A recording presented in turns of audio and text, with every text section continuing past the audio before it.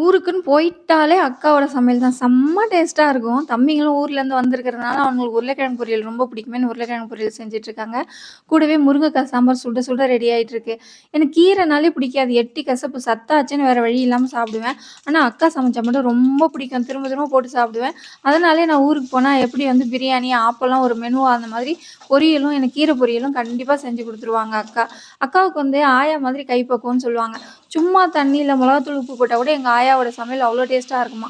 அதே மாதிரியே எங்க அக்காவுக்கும் கைப்பக்குவம். அவ்ளோ டேஸ்ட்டா இருக்கும். அவங்க என்ன சமைச்சாலும் அவ்ளோ மணமா, டேஸ்ட்டா நல்லாருக்கும். ரொம்ப விரும்பி சாப்பிடுவாங்க. நாங்க மட்டும் இல்ல, எங்க ரிலேட்டிவ்ஸ் எல்லாருக்குமே எங்க அக்காவோட சமையல் தான் ரொம்ப பிடிக்கும். அதனாலயே என்னவோ அவங்க ஃபங்ஷன், ஃபெஸ்டிவல் நல்லது கெட்டது எதுவா இருந்தாலும் கிச்சன்லேயே தான் போவோம் அதிக நேரம். அதனால அவங்க ஊருக்கு வந்தாங்கன்னு வச்சுக்கோங்களேன், இங்க மோஸ்ட்லி சம்மர் டைம்ல தான் வருவாங்க. கிச்சன் பக்கமே போ விட மாட்டேன். என்னால எவ்வளோ முடியுமோ அந்த அளவுக்கு அவங்களுக்கு என்ன பிடிக்குமோ அத கேட்டு கேட்டு சமைச்சு குடுப்பேன். சம்மர் டைம்ல வர்றதுனால நல்லா மாடியில போய் உட்காந்துப்போம். மிட் நைட்லலாம் காஃபி கேட்பாங்க.